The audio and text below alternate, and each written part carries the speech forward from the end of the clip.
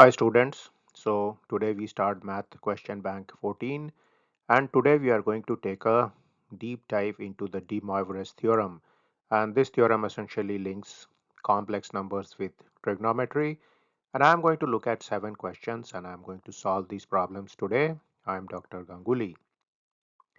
So let's begin with the theorem itself. So essentially the question 1 is framed as follows. So question 1 says that if we have a complex number defined as z is r cos theta plus I sin theta, so this is the representation of a complex number in polar coordinates r and theta, then we want to show that z to the power n is r to the power n cos n theta plus I sin n theta. So this particular fact is known as the de Moivre's theorem.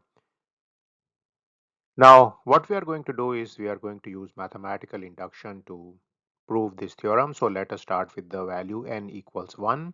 So when n equals 1, of course, z is defined as follows, and you can see that z to the power 1 will be r to the power 1 and this entire thing in brackets to the power 1.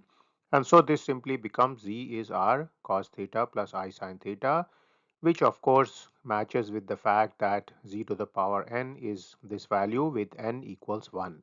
So n equal to 1 is very easy to prove. We see that de Moivre's theorem is valid for n equals 1. Now let us try it out for n equals 2. So in the case n equals 2, I have the complex number here, z is r cos theta plus I sin theta, and then what I do is I square it, and z square will be r square into cos theta plus I sin theta, and again cos theta plus I sin theta. So we are squaring it, so we multiply this 2 times or multiply this by this. And so now let's use the formula that we have essentially a plus b square type of situation. So we will have a square plus 2ab plus b square. So that would give us cos square theta. The second term would become 2I sin theta cos theta. And the third term is going to be I square sin square theta. So we know that I square is -1. So this term becomes negative sin square theta. Now, of course, we can recall from trigonometry that cos square theta minus sin square theta is cos 2 theta. So we make that substitution here. So essentially the real part is cos 2 theta, and we also know that 2 sin theta cos theta is sin 2 theta. So the imaginary part has sin 2 theta here. So we clearly see that de Moivre's theorem is certainly valid for n equals to 2, because when we squared the value of z, what happened is that we ended up with cos 2 theta plus I sin 2 theta, which is of the form r to the power n cos n theta plus I sin n theta. So essentially if we put n equal to 2 in this particular expression, we are going to get this expression here. So now comes the more difficult part, which is that we are going to try to prove this is valid for n equals to n plus 1. So we have certainly seen it's valid for n is 1 and 2. So if we can prove that in general it's valid for the case n plus 1, then this is universally true for all n. So again, let's start with the value of z here. Z is r bracket cos theta plus I sin theta, and we raise z to the power of n plus 1. So we get r to the power n plus 1 cos theta plus I sin theta to the power n plus 1. Now, of course, what we can do is we can write it in this manner, that we can split this particular expression into 2 parts. One is raised to the power n, and the second is simply the expression here. So totaling this n plus 1 would be coming here. So this is something we can do. Now this particular part cos theta plus I sin theta to the power n, we use the de Moivre's theorem to actually write it out like this. So once we write it out like this, what we can get is this expression here. And now what we are going to do is we are going to try to expand this expression and see if it has the same format as this expression here. So let's try to do that. So to expand it, what I do is I multiply cos n theta into cos n theta into I sin theta, I sin n theta into cos theta, and then I sin n theta into I sin theta. So you can see this entire expression is given here. So what would happen is that you would have two terms which are in the real part and two terms which are in the imaginary part here. Now we are going to use some trigonometry to try to simplify this expression. So let us simply write down that expression here and then recall from trigonometry two facts. One is that cos A plus B is cos A cos B minus sin A sin B. That's one expression we know. And the second expression is that sin A plus B is sin A cos B plus cos A sin B. Now what I'm going to do is I'm going to substitute A is n theta here, B is theta, and then I'm going to expand this out. So I get this term here. Similarly, here I will put a theta, b and theta, and I get this expression here. So what I can then do is I can look at this expression and see what exactly are the terms here. So if you look at it, you will clearly see that this term here, which is the real part, it is essentially cos n theta plus theta, and the term inside the bracket here, the imaginary part, that is the sine theta plus n theta term. So we can write this z to the power n plus 1 is rn plus 1 into cos n theta plus I sine n theta plus theta bracket close. So essentially what this gives us is this expression here in green, which is essentially the de Moivre's theorem, and n is replaced by n plus 1 throughout. So this is something which now shows to us that De Moivre's theorem is certainly true as far as induction is concerned. Now let's start some problems where we are actually going to use this theorem. So again, this makes for very good questions in different interview settings and tests. So let's start with a simple problem that we have an expression 1 plus I to the power 5, and we are asked to actually simplify this expression using De Moivre's theorem. So let's start with this expression here, and what we are going to do to use de Moivre's theorem is that we are going to consider this 1 plus I value as a complex number. So let's start with this z is r cos theta plus I sin theta equals 1 plus I, and then what happens is that if I compare the real and imaginary parts on both sides of this equation, I get r cos theta is 1 and I get r sin theta is 1 also. Now if I were to square both these and add them, I would get r square is 2. Remember, cos square theta plus sin square theta would be equal to 1, and therefore r would become root 2. Now similarly, if I were to divide r sin theta by r cos theta, I would get tan theta is 1 or theta is pi by 4, that is 45 degrees. So I can write z as root 2 cos pi by 4 plus I sine pi by 4. So essentially this is one form of writing the complex number, that is 1 plus I, and this is another form of writing the complex number, which is essentially the same as 1 plus I, but this is going to help me in using de Moivre's theorem, because what I can now do is that I can use the theorem that z to the power n would be r to the power n cos n theta plus I sin n theta, and here I put n as 5. So then what I would need is 1 plus I to the power 5 would be simply root 2 to the power 5 and cos 5 pi by 4 plus I sin 5 pi by 4, and I can of course immediately simplify. Root 2 to the power 5 would be 4 into root 2. So remember, root 2 is getting squared and one more root 2 is getting squared, so that would give us a 4 and one root 2 would be left, and here I get negative 1 by root 2 minus I 1 by root 2. So this is from basic trigonometry. If you are uncertain, you can use your calculator to actually check out these expressions. Now therefore I can simplify this. There is a cancellation of the root 2 terms. The negative term comes out of this particular bracket, and so I get 1 plus I to the power 5 is negative 4, 1 plus I, and I can write it as minus 4 minus 4I. So that is the expression we need to calculate for this problem. Now if you just want to check it, you are not very confident about this de Moivre's theorem, then let's just check it using traditional methods.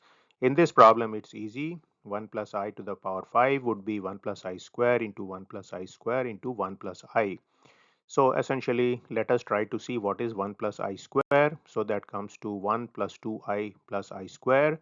Remember, we are using the formula of a plus b square is a square plus 2ab plus b square. And then we know I square is -1. So there is a cancellation of I square and 1, and I get 2I here. And therefore, the expression is 2I into 2I, that is these two terms here, into 1 plus I, and here of course you get 4I square, that becomes -4, and you have 1 plus I, so again -4 minus 4I. In this particular problem, it's probably simpler to do it in this method, but that's simply because this square is giving us a very simple value here. In many problems you may not have that.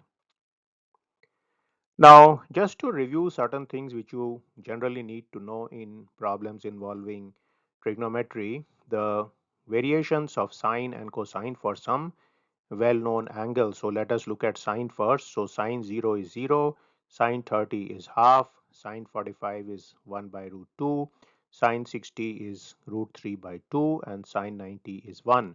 Of course, always remember that sine goes all the way up from 0 to 1 as you go from 0 to 90 degrees. And in the case of cos, cos goes from 1 to 0 as you go from 0 to 90 degrees.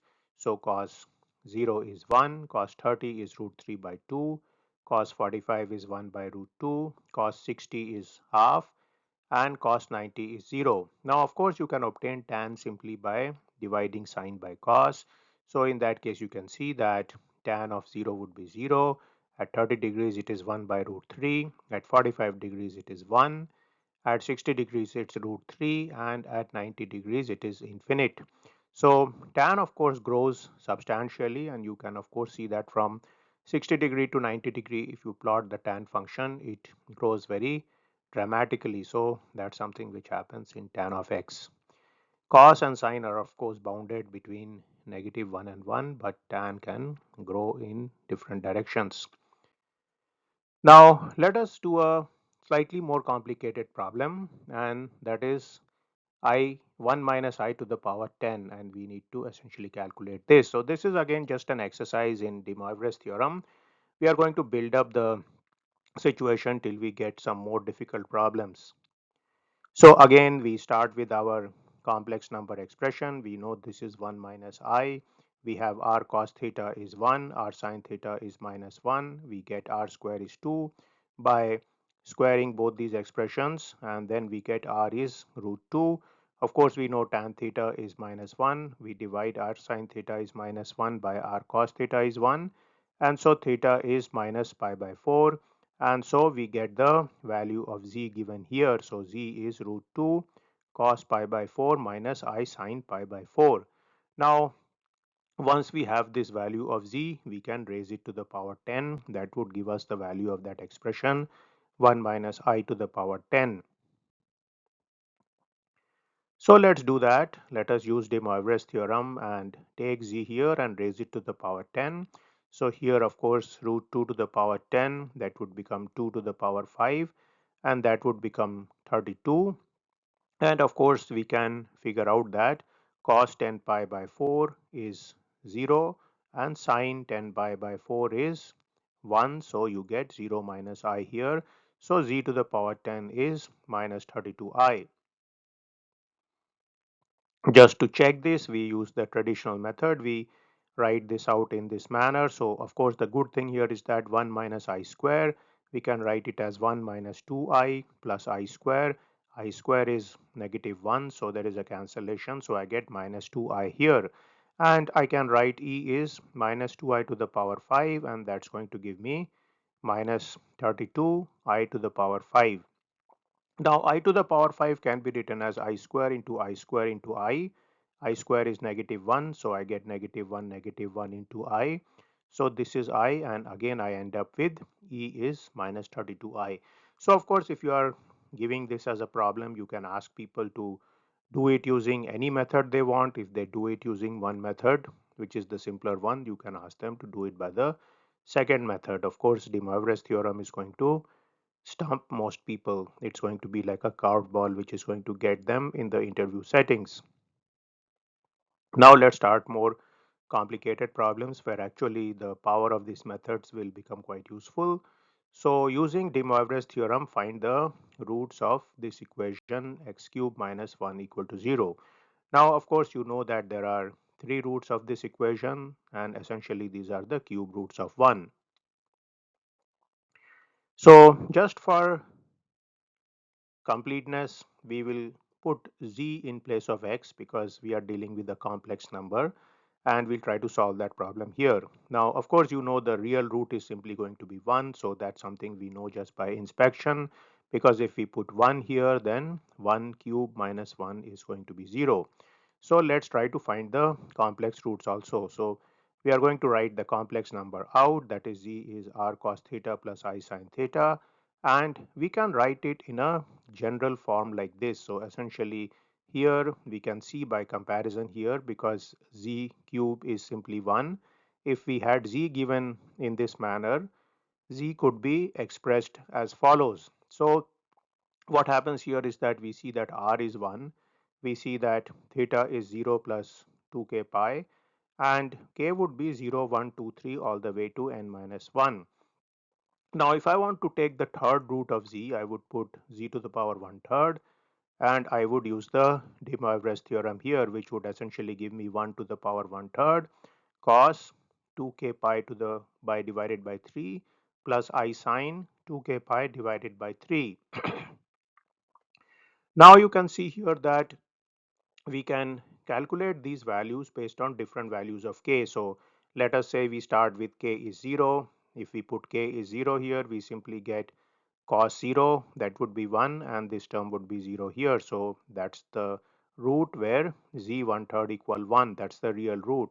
Now the other two cases, we are going to get the two complex roots here. So these correspond to the case k is 1 and k is 2, and here I will get the roots minus half plus I root 3 by 2 and minus half minus I root 3 by 2. Now this problem I have done using simple methods. This was actually in the math Q&A tutorials. I think it is problem 10 of math question bank 1. So I'm going to put a link to that in the end screen and description box also, if you are interested in the traditional way of doing that problem.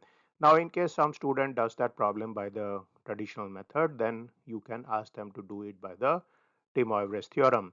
Now this of course becomes more and more useful if you, for example, have to find the fifth root, the seventh root, and so on. So you could have equations such as x to the power 5 minus 1 equal to 0, or x to the power 5 minus something equal to 0. And in fact, instead of 1, you could even have a complex number there. Now let's look at one more application of the de Moivre's theorem, which is often useful for asking questions. And here what we have done is we have asked that you expand in terms of sin x and cos x, sin 2x and cos 2x, and we want the student to use de Moivre's theorem here. So let's try this problem out. So essentially what we do is we write the de Moivre's theorem and we check out the case where n equal to 2, because we want to find the expressions for sin 2x and cos 2x. So when n equal to 2, z square is going to be r square cos 2x plus I sin 2x by de Moivre's theorem. Now if we were to simply multiply these expressions, we would have z is this value, and then z square would be simply the square of both sides of this equation. And then what I do is I square this by using a plus b square. So I would get a square plus b square plus 2ab. Again, remember that here the term I square sine square x would become negative sine square x, because I square is negative 1. Now I compare these two equations which I have put in pink here, and they are both for z square. So I can compare the real part, and if I compare the real part, I get cos 2x is cos square x minus sine square x. And if I compare the coefficients of I, that is the imaginary part, then I get sine 2x is 2 sine x cos x. So again, this proves the formulas we often use in trigonometry. Now, of course, this was a pretty trivial problem, but we got some confidence about how to approach these problems. So now we can use the same type of approach to find what is sine 3x, what is cos 3x, and let's expand this in terms of sine x and cos x, again using de Moivre's theorem. So we start with de Moivre's theorem here, and now I'm going to put n equal to 3. So when I put n equal to 3, I expand this out, I get this value here for z cube, and then I can see this is expressed in terms of cos 3x and sine 3x. Now I can also take z here and I can cube it, and to cube it, what I do is that I first take the value of z square, which I got from my previous problem, and then to get z cube, I take that z square value and I multiply it by cos x plus I sin x. So that would essentially give me z cube. Now this involves a lot of multiplication, so we are going to do that next. So let's take this particular expression here and multiply all the terms out. So you are going to get, for example, cos cube x, and then you are going to get I sin x cos square x. That's these two terms. Then you are going to get here 2I cos square x sin x, and you are going to get here negative 2 cos x sine square x. So that's this and this. Again, the I square gives you the negative sign.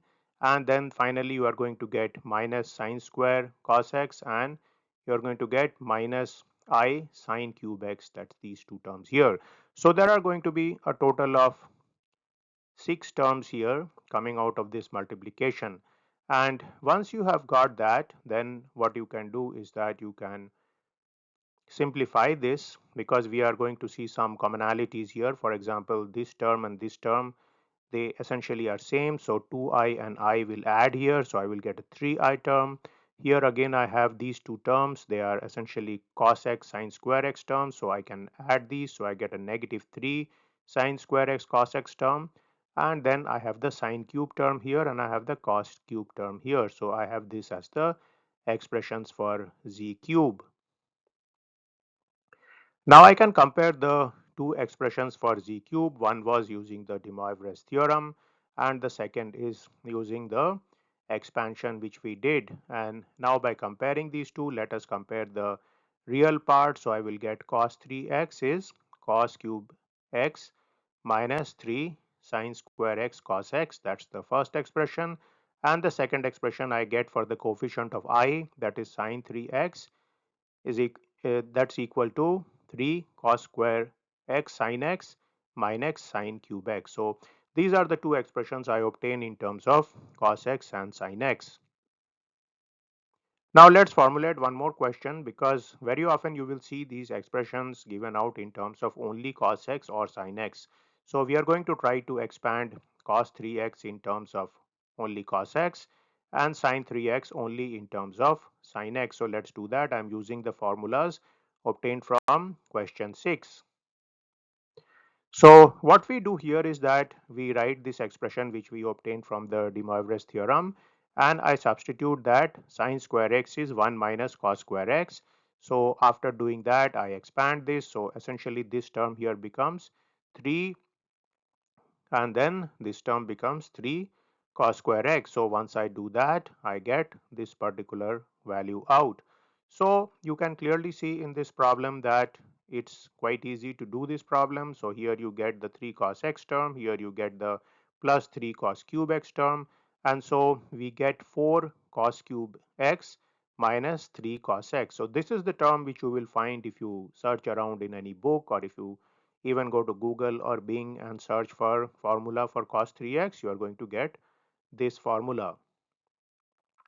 Now for the second case, we take the expression for sine 3x and we write it out. This we obtained from the de Moivre's theorem, and then we make a substitution that cos square x is 1 minus sine square x, and then we expand this part. So we get 3 sine x minus 3 sine cube x, and then I get sine 3x is 3 sine x minus 4 sine cube x. So you can see that de Moivre's theorem has a lot of applications as far as complex numbers are concerned, even trigonometry is concerned. And in fact, it can help you get many type of solutions like this. Now, remember here we are doing all the squaring and cubing by hand, but there are certain symbolic mathematical tools out there. For for example, Wolfram and so on, previously called Mathematica, where you can do these things. So you can very easily obtain, for example, expressions for sine 5x, sine 7x, whatever you want. And in many cases, these kind of things are useful. Many people do not realize these things are useful or not. But there are periodic systems out there. You have methods such as the harmonic balance method, for example, in rotor dynamics and many signal processing problem, where essentially you have to deal with Fourier series type of situation. So in those cases, what we do is that we match the coefficients of sine 1x, sine 2x, sine 3x, sine 4x on both sides of a particular equation, and therefore what you need to do is you need to take all the different terms out there involving sine cube x, cos square x, sine x, etc., and express them in the form of the multiples of the different harmonics. So that's something where trigonometry is often required, and these kind of formulas can quickly be obtained if you know how to use de Moivre's theorem. So these questions are going to be useful for you if you are reviewing math, also if you are a teacher or you are somebody who is doing some selection processes, whether it's for bachelor's, master's, PhD degree student, even postdoc. You can throw in a question now and then, and that will certainly help you to figure out if a student knows some basic things in math. So I will stop this video now, and I will see you in a video sometime soon. I will put some videos on the end screen linking things to harmonic balance method. If I don't do that, please mention in the comments and I will do that then.